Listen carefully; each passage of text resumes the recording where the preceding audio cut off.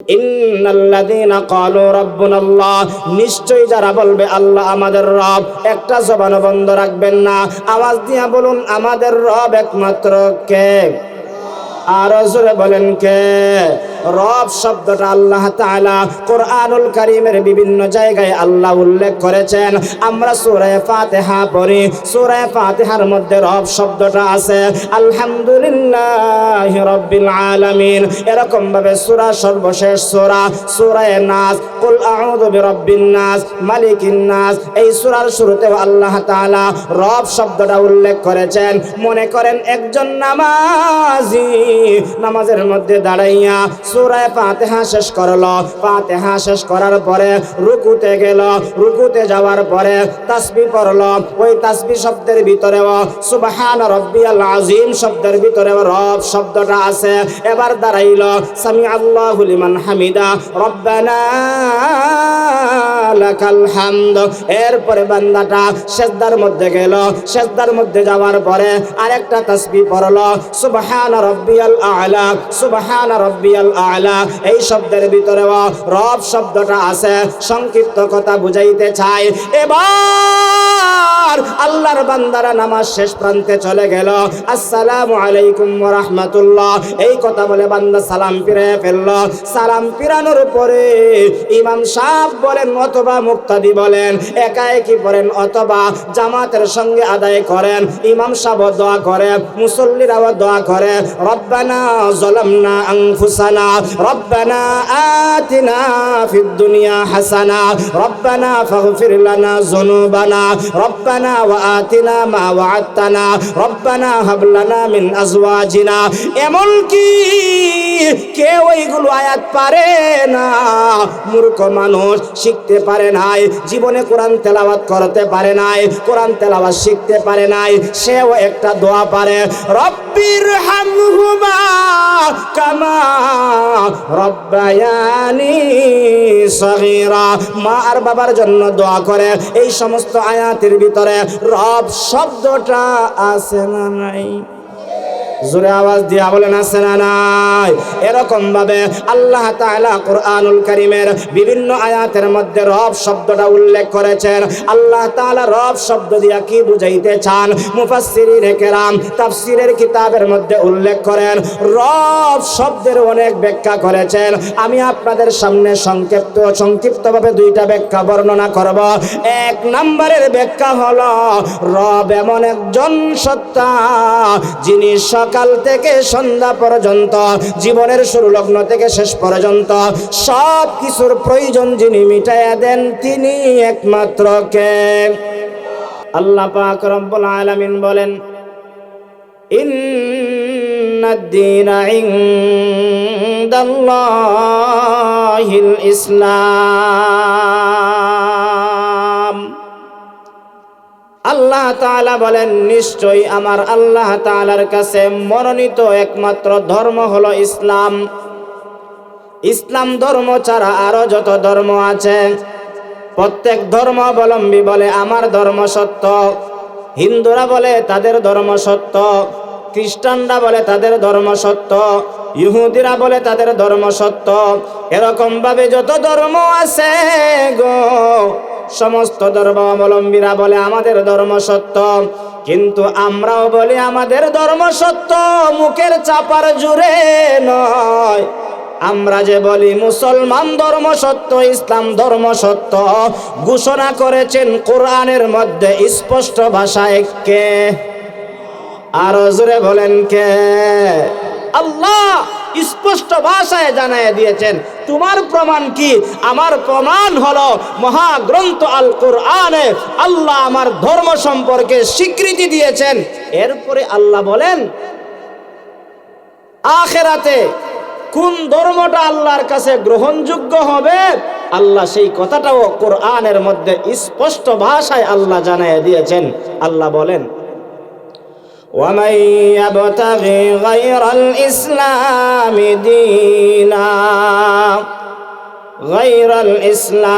دِينًا فَلَن يُقْبَلَ مِنْهُ وَهُوَ فِي الْآخِرَةِ مِنَ الْخَاسِرِينَ।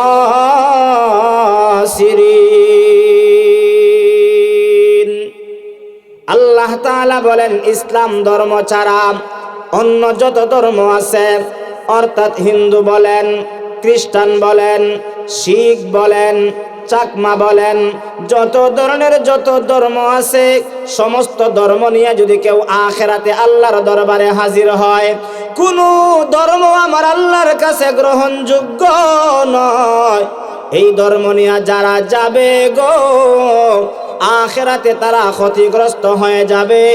পক্ষান্তরে যারা ইসলাম ধর্মাবলম্বী থাকবে, ইসলামের উপরে অটল অবিচল থাকবে, ইসলাম নিয়ে যারা দুনিয়া অতিক্রম করে আখিরাতে আল্লাহর দরবারে যাবে, এক একজন মুসলমান ইমানদারকে আমার আল্লাহ এই দুনিয়ার 10টার সম পরিমাণ এক একটা জান্নাতের মালিক বানায়া দিবে।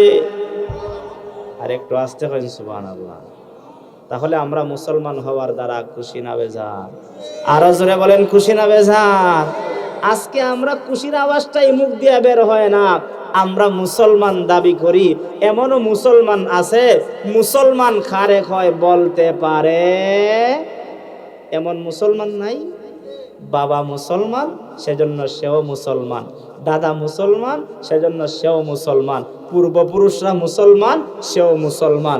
এমনও মুসলমান আছে যেই মুসলমানে গোসলের ফরজ বলতে পারে না, যেই মুসলমানে নামাজের ফরজ বলতে পারে না, যেই মুসলমানে উজুর ফরজ বলতে পারে না, এমন নামদারি মুসলমান দেশে সমাজে আছে না? না, এমন মুসলমান হয়ে লাভ নাই, খাঁটি মুসলমান হওয়া দরকার।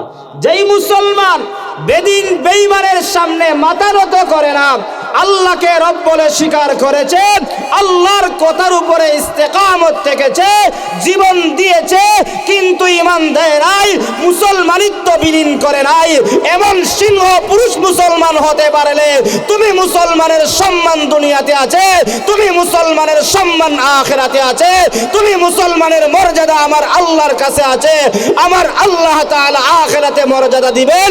এমন মুসলমানকে আমার পয়গম্বর মুহাম্মদুর রাসূলুল্লাহ সাল্লাল্লাহু আলাইহি ওয়াসাল্লাম আল্লাহর পয়গম্বরের হাতের হাউজে কাউসারের পানি পান করায়া নিজ দ্বারা নিজ হাত দ্বারা দইরা দইরা জান্নাতের মধ্যে প্রবেশ করায়া দিবেন। এমন মুসলমান আমরা হতে চাই, কারা কারা হাত তুলে দেখায়।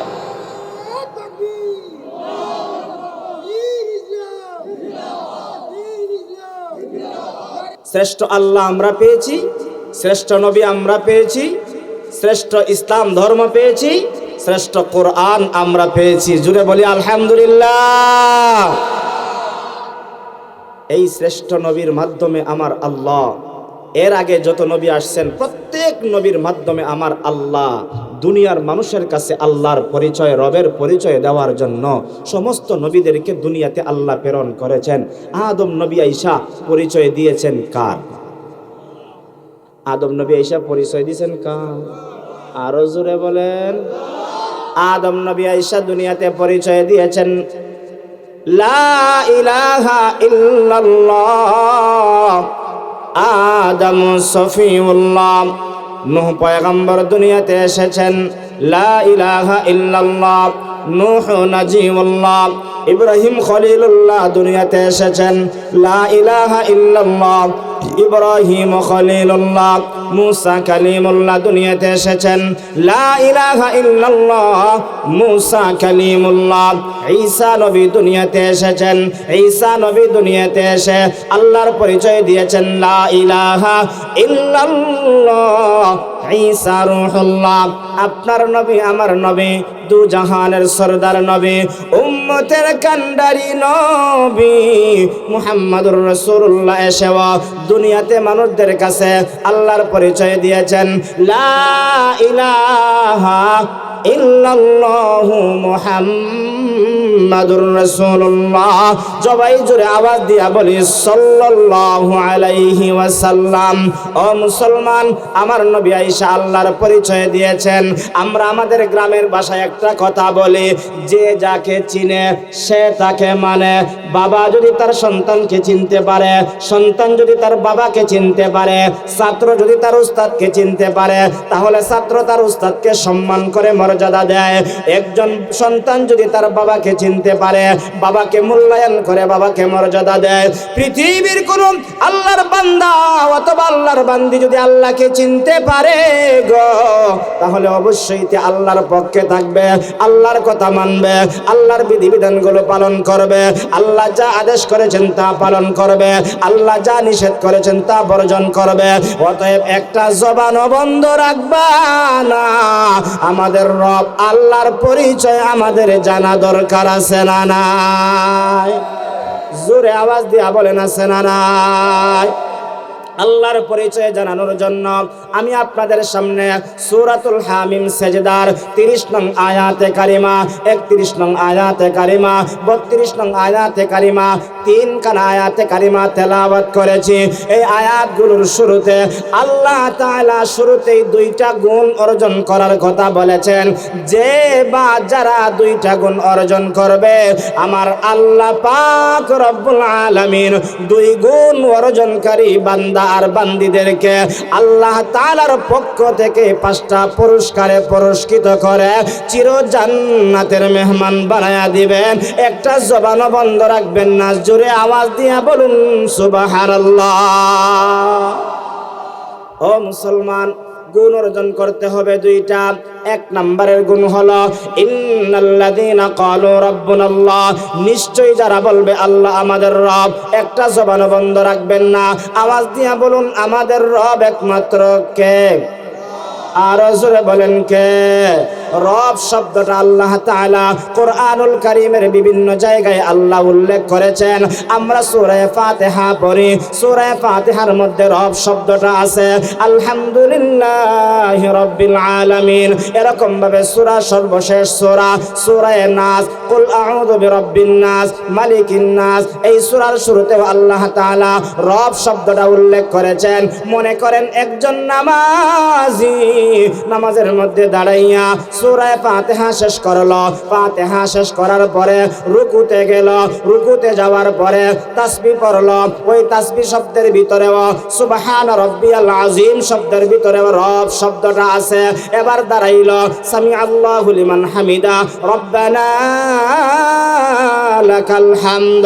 এরপরে বান্দাটা সিজদার মধ্যে গেল, সিজদার মধ্যে যাওয়ার পরে আরেকটা তাসবিহ পড়লো, সুবহান রাব্বিয়াল আ'লা, সুবহান রাব্বিয়াল আ'লা।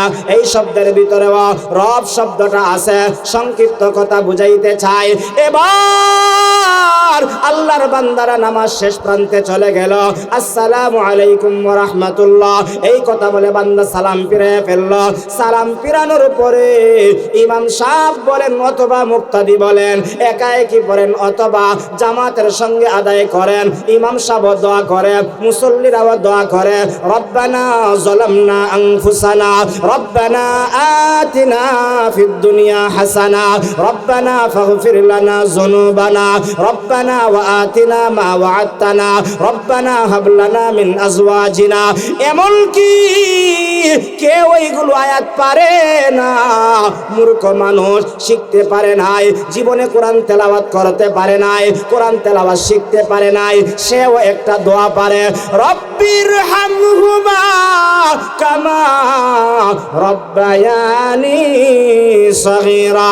মা আর বাবার জন্য দোয়া করে। এই সমস্ত আয়াতের ভিতরে রব শব্দটা আছে না নাই? জোরে আওয়াজ দিয়া বলেন আছে না নাই? এরকম ভাবে আল্লাহ তাআলা কোরআনুল কারীমের বিভিন্ন আয়াতের মধ্যে রব শব্দটা উল্লেখ করেছেন।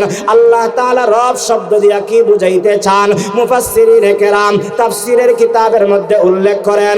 রব শব্দের অনেক ব্যাখ্যা করেছেন। আমি আপনাদের সামনে সংক্ষিপ্তভাবে 2টা ব্যাখ্যা বর্ণনা করব। 1 নম্বরের ব্যাখ্যা হলো, রব এমন একজন সত্তা যিনি সকাল থেকে সন্ধ্যা পর্যন্ত, জীবনের শুরু লগ্ন থেকে শেষ পর্যন্ত সব কিছুর প্রয়োজন যিনি মিটাইয়া দেন, তিনি একমাত্র কে? জোরে বলেন কে? হিন্দুদেরকে ছোট করার জন্য বলি না, তাদের 33 কোটি দেবতা আছে। একজনে খাবার দেয়, একজনে বিবাহ শাদীর ব্যবস্থা করে, আরেকজনে এরকম ভাবে সবজি দেয়, দানের মধ্যে বরকত দেয়, আর একজন এরকম ভাবে বিভিন্ন কাজের মধ্যে সহযোগিতা করে। এদের কথা হলো একজনে সবকিছু করে না, এক একজনে এক একটা ফায়দা দেয়। কিন্তু আমরা মুসলমান, আমাদের বিশ্বাস হলো আমাদের খাবার যিনি দেন তিনি আমাদের ব্যবসার মধ্যে বরকত দেন, তিনি আমাদের জমিনের মধ্যে বরকত দেন, যিনি সকালে আমার বিপদ থেকে রক্ষা করেন, বিকাল বেলাও তিনি আমাকে মুসিবত থেকে হেফাজত করেন।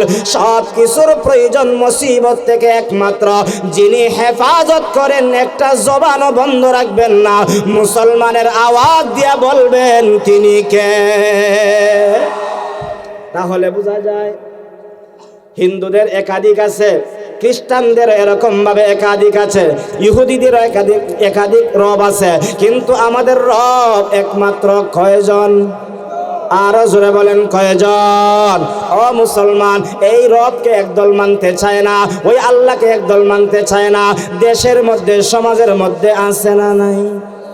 আরো জোরে বলেন আছে না নাই? একদল বলে আসমান এমনি এমনি হয়ে গেছে, রব বানায় নাই, জমিন এমনি এমনি হয়ে গেছে, রব আল্লাহ বানায় নাই, আমি আপনিও এমনি এমনি হয়ে গেছি, রব আল্লাহ বানায় নাই। কিন্তু আমরা মুমিন বিশ্বাস করি গো, আসমান এমনি এমনি হয় নাই, আসমান বানানেওয়ালা একজন আছেন, তিনি একমাত্র কে? জোরে আওয়াজ দিয়া বলেন কে? ও মুসলমান, এটা আমার কথা নয়, এটা আমার কথা নয়। আল্লাহ তাআলা বলেন আল্লাযী খালাকা সাবআ সামাওয়াতিন তিবাকা। আমার আল্লাহ ডাক দিয়া বলেন স্তরে স্তরে 7টা আসমান তোমাদের মাথার উপরে স্থাপন করে দিয়েছি। ছোট্ট একটা মাহফিল, 20 থেকে 25টা এরকম ভাবে খুঁটি আছে, খুঁটি বিঘিন এই প্যান্ডেলটা টিকায় রাখা কোনো সম্ভব না, সম্ভব না, সম্ভব না। একবার কেন একাধিকবার বললেও সম্ভব না। কিন্তু খুঁটি বিঘিন আসমানটা মাথার উপরে স্থাপন করে একজন রেখে দিয়েছেন, তিনি কে? আরো জোরে বলেন কে?